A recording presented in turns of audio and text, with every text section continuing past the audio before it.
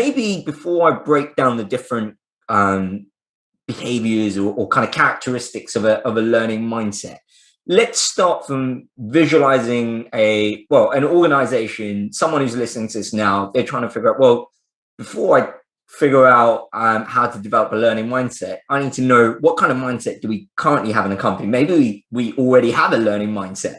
So how would I know as an organization whether I have, what are the things I can look out for that give me, that are indicative of whether I have a learning mindset or not at this organization? Well, I think the easiest one is the sharing bit, because if a team's got, or if a company's got something like a Yammer or a Slack or a MS Teams or any of those kind of social platforms, internal social platforms, a very quick report on the amount of content being shared on that, not official comms and not official, welcome to this person or that, but the sharing of, like I learned this and I saw this document, would anybody else benefit from it? You can run relatively easy reports on that, or at least kind of do a week-long experiment to see what groups are active. And that will give you a pretty damn good understanding of what kind of mindset you've got.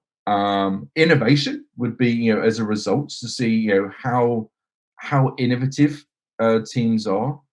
And even, I don't like to do surveys, but if you can get a good understanding from your middle management, how many brainstorming sessions there are, what is the feeling of people that they feel they're safe to and able to give their own feedback and talk about discussions, not just objectives, but talk around, discuss things.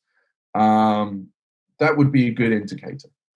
And so I love the idea of, obviously, like the idea of sharing what you're learning. And I think we often talk about the idea of compound learning, right? You're not just learning from what you're learning, but you're also learning from what others are learning. Yeah. And that's what almost helps you keep up with the pace of change is kind of collective learning and building. We can't do it on our own. Yeah. I mean, I've said for a while now that I don't consider myself a trainer, and I think training should be dropped from, because we're not trainers anymore. We have to let go of that and be much more like facilitators, is getting other people to share their knowledge with us and with their wider people.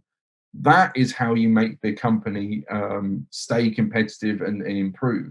Not by somebody like me with an ego going, right, everybody train this, train that kind of thing. Yeah, it's almost like that coach you need across the organization who can go and coach people to have this mindset and almost take the actions to be able to really manifest this mindset. But let's come back to, let's just take sharing, right? Sharing what you're learning.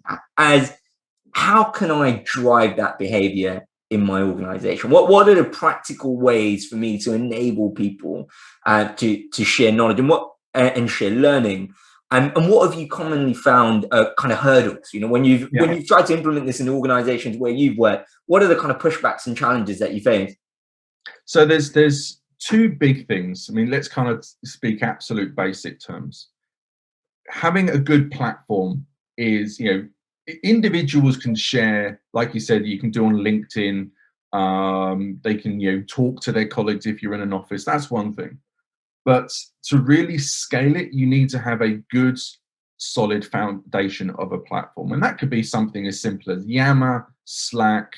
I'll talk about some other platforms that I like in a second. But it's not just to have the platform, but to deliver it in a way that people understand the benefits of using it. Not just, hey, everybody, we've got Yammer, now off you go. And you're like, oh, okay, I'll wait for people to talk to me.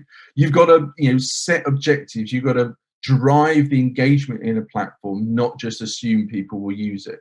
If you build it, they will not come. Yeah. As the film didn't quite say.